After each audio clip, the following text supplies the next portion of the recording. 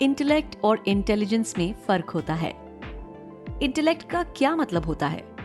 ये शब्द सुनते ही हमारे मन में कॉम्प्लेक्स प्रॉब्लम सॉल्व करते हुए साइंटिस्ट की तस्वीर और ए ग्रेड के स्टूडेंट्स का ख्याल आता है।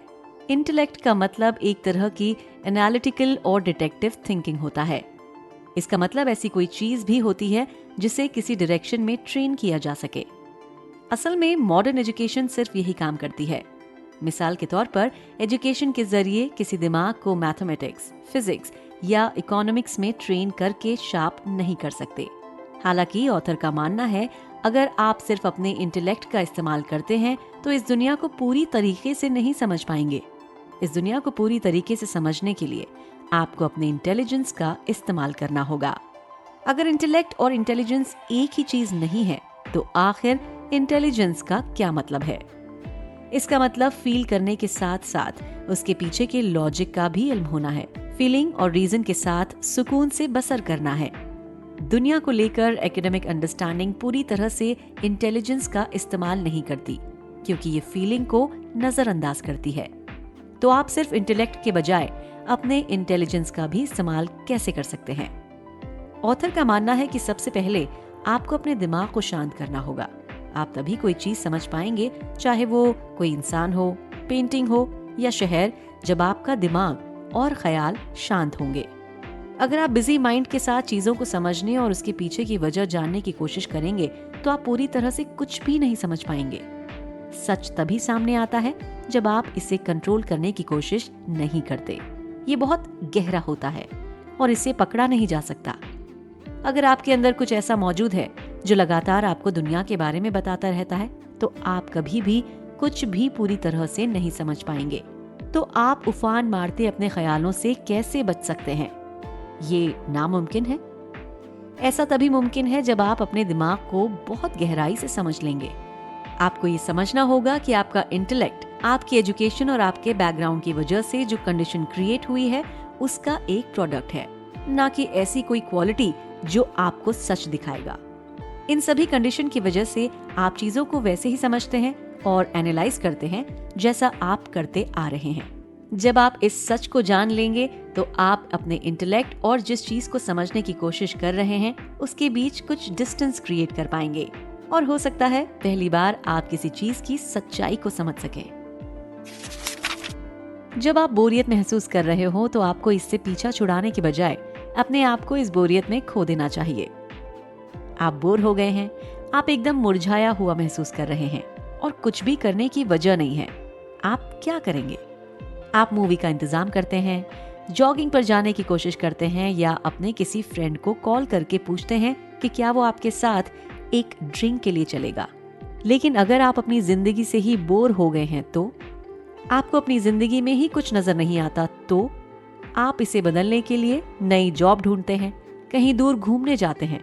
बेसिकली जल्द से जल्द उस बोरियत से बाहर निकलना चाहते हैं। लेकिन अगर मैं कहूँ कि ऐसा करके आप गलत करते हैं, तो क्या पता ये बोरियत आपको आपकी पहचान और वजूद के बारे में कोई बुनियादी बातें बताने की कोशिश कर रही हो। अगर ऐसा है तो आपको इसका सामना करना चाहिए और इससे अपने बारे में ज्यादा से ज्यादा जानने की कोशिश करनी चाहिए। अगर आप बोर हो रहे हैं तो बेहतर यही है कि इससे बाहर निकलने के बजाय आप इसे समझने की कोशिश करें। इसके अलावा अगर आप कुछ करते हैं तो वो फिर से बोरियत से निकलने की एक कोशिश होगी, जो कि डिस्ट्रैक्शन से ज्यादा और कुछ नहीं। और क्या अपने आप को डिस्ट्रैक्ट करने के लिए कुछ करना उस काम की वजह के लिए काफी है? खास तौर पर कोई बड़ा काम जैसे कि पॉलिटिकली एक्टिव होना या अपना करियर बदलना?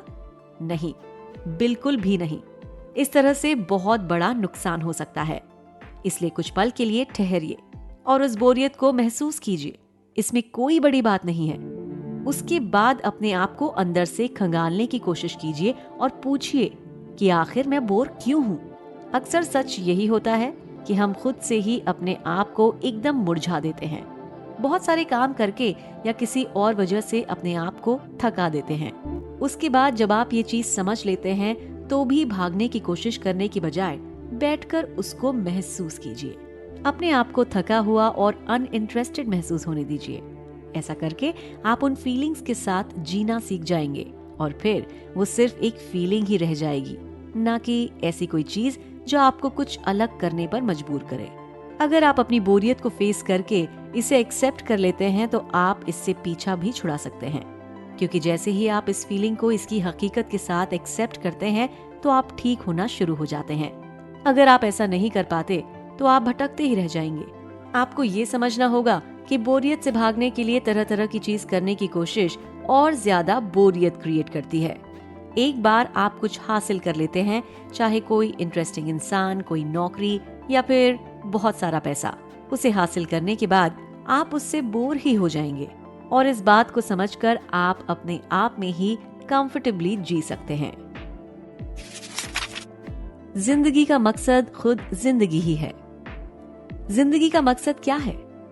ये सवाल लोग सदियों से अपने आप से पूछते आए हैं। बहुत सारे फिलोसोफर, रिलीजियस लीडर और अलग अलग ग्रुप के गुरुज ने संतोषजनक जवाब देने की कोशिश की है। बहुत सारे आम लोगों ने भी इस सवाल के जवाब की तलाश में खूब माथापच्ची की है। शायद आप भी अपने आप से यही सवाल कर रहे हो। ऑथर के मुताबिक ऐसे क्वेश्चन के साथ शुरुआत करना ही गलत है। हम सोचते हैं कि थिंकर्स और कामयाब लोगों को फॉलो करके हम जिंदगी का मकसद जान सकेंगे।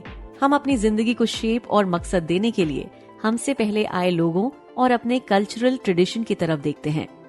हमारे दिमाग में जिंदगी जीने के बहुत सारे एग्जाम्पल भरे हुए हैं, जिसे हम अपनी जिंदगी के लिए मॉडल के तौर पर देखते हैं।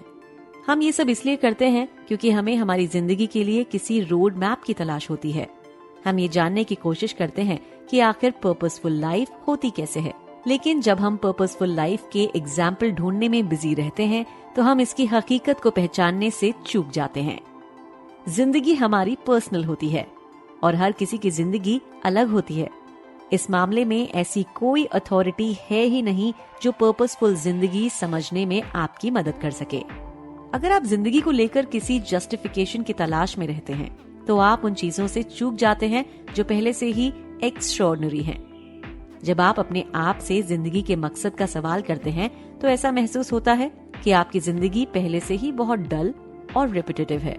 मिसाल के तौर पर, अगर आपको ऐसा लगता है कि जिंदगी का मकसद ऊपर वाले की तलाश करना या फिर कामयाब होना है, तो मुमकिन है कि आपकी नजर में जिंदगी कोई ऐसी चीज है जिसे एक्सेप्ट और अप्रिशिएट करने की बजाय आप इससे भागने की कोशिश कर रहे हैं। जिंदगी को कई तरह के मकसद से भरा हुआ समझने के बजाय उस चीज पर ध्यान दीजिए जो फिलहाल आपकी नजर के सामने है। अगर आप अपनी जिंदगी को बहुत करीब से देखते हैं और आपको इसमें कुछ गलत नजर आता है तो इसके पीछे की वजह जानना आपका फर्ज है। अपनी तकलीफ, कंफ्यूजन जैसी फीलिंग का सामना करके ही आप अपने मकसद की तलाश की ख्वाहिश से आगे बढ़ पाएंगे। जिंदगी अपने आप में ही बहुत खास और गहरी है। जिंदगी अपने आप में ही काफी है। कुल मिलाकर दुनिया को बदलने के लिए आपको खुद से शुरुआत करनी होगी। कोई भी रेवोल्यूशन या पॉलिटिकल थ्योरी आपके आसपास मौजूद दिक्कतों को नहीं सुलझा सकती। आपको समझना होगा कि जिस तरीके से आपने अपना नजरिया बना रखा है उसी वजह से आप दुनिया को क्लियरली नहीं देख पा रहे हैं। इसका मतलब है बुनियाद चीजों के बारे में आपके मन में पहले से ही एक सोच मौजूद है, जैसे कि जिंदगी में खुशियों की अहमियत और साइकोलॉजिकल सिक्योरिटी। और अगर आप पहले से ही मौजूद इस सोच से आगे बढ़कर नहीं देखेंगे तो आपको निराशा ही हाथ लगेगी। कुल मिलाकर जिंदगी अपने आप में ही काफी है। इसका मकसद ढूंढने की कोशिश एक गलत कदम है। क्या करें? अपने दिमाग के सोचने के तरीके को ऑब्जर्व कीजिए और दुनिया को लेकर अपने दिमाग में पहले से फिक्स्ड सोच को नोट कीजिए। अगली बार जब आपके जहन में किसी चीज को लेकर बहुत पैशनेट ओपिनियन हो, चाहे वो पॉलिटिकल हो या पर्सनल हो, जरा ठहरिए।